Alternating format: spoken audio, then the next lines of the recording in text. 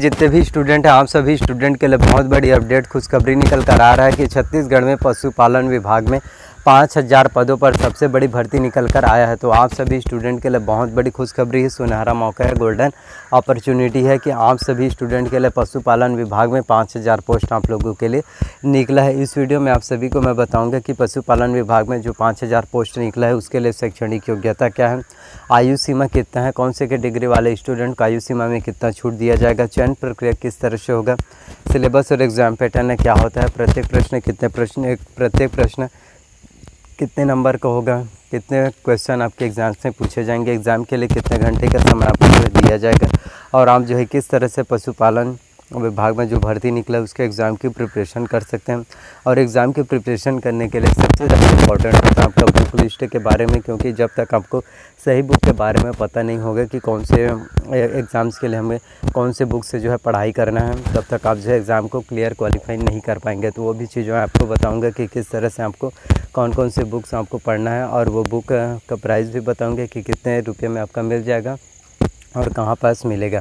साथ ही आपको बताऊंगा कि छत्तीसगढ़ में पशुपालन विभाग में 5000 पोस्ट के लिए आपको आवेदन कब करना है, आवेदन करने की प्रारंभिक तिथि क्या है और आवेदन करने की लास्ट डेट क्या है। तो इस वीडियो में आप लोगों को कम्प्लीटली जानकारी मिलेगा। तो आप सभी स्टूडेंट को बताना चाहता हूं कि आज के दौर में यदि में बेरोज़गारी बहुत ही ज़्यादा बढ़ गया है और आप लोग यदि ये सोचते हैं कि समय समय पर आप लोगों के लिए हर महीने 2 महीने में वैकेंसीज आएगा, तो ये तो संभव नहीं है।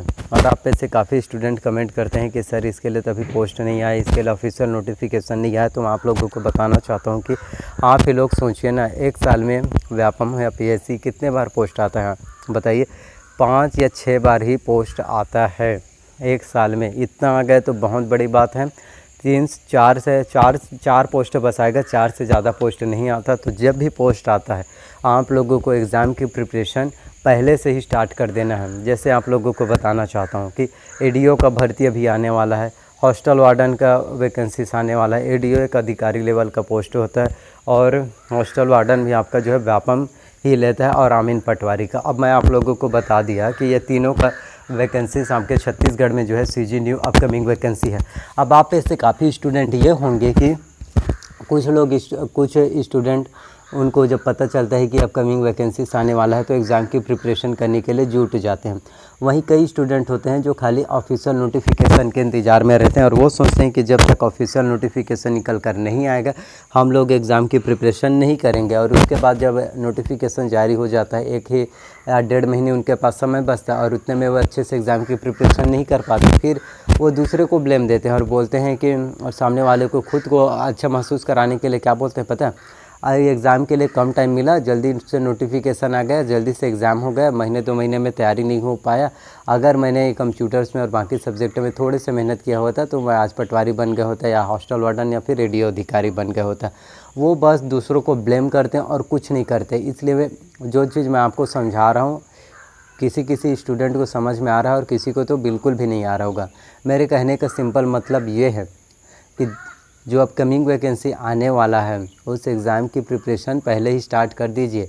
नोटिफिकेशन की बिल्कुल इंतज़ार मत कीजिए। आप लोग क्यों करते हैं नोटिफिकेशन के इंतज़ार? जब आप लोग 100% आपका तैयारी रहेगा, जब नोटिफिकेशन आएगा और आपके एग्ज़ाम की प्रिपरेशन पहले से हो गया होगा तो बस आपको रिवीजन करना है। उसके बाद आप एग्ज़ाम में बेस्ट और बेटर परफॉर्मेंस कर पाएंगे और आप ही का सिलेक्शन हो पाएगा।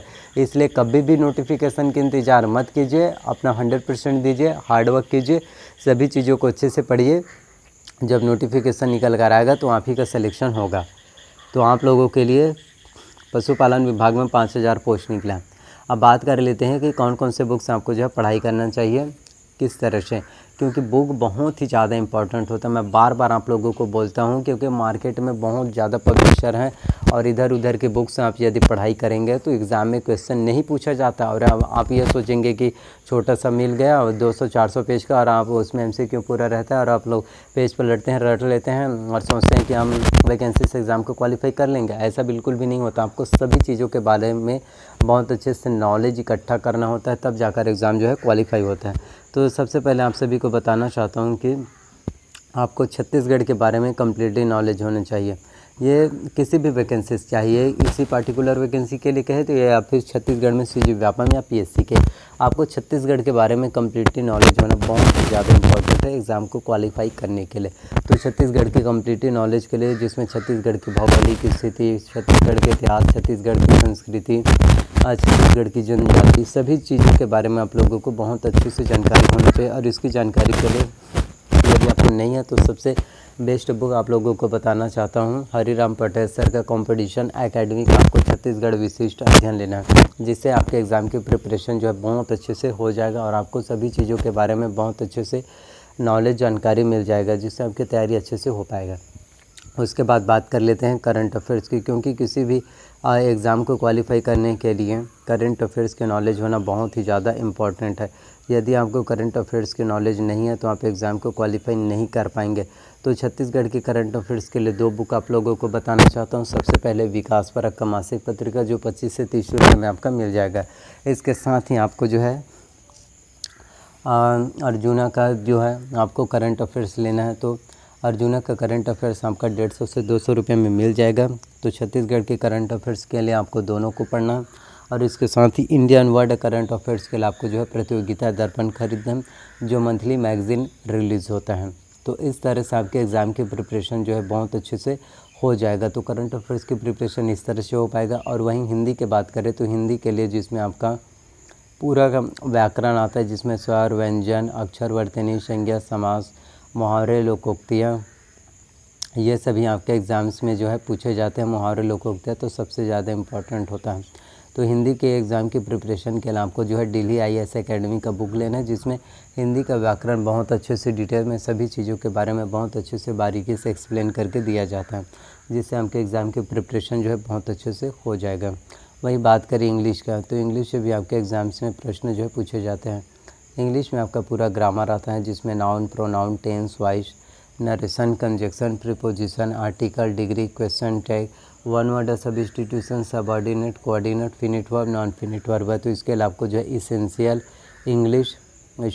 इंग्लिश जो रश्मि सिंह दिशा पब्लिकेशन के आता है, उस बुक को आपको जो है ख़रीदना है, जिससे आपकी इंग्लिश की प्रिपरेशन जो है बहुत अच्छे से हो जाएगा।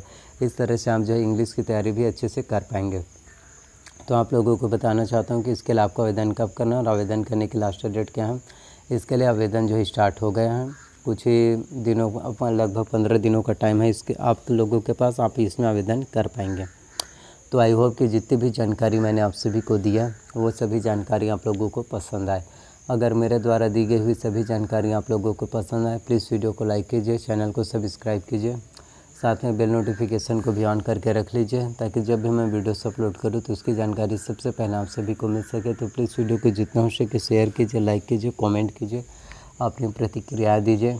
तो इसी तरह से प्यार और सपोर्ट करते रहिए। मिलते हैं नेक्स्ट वीडियो में। So thank you.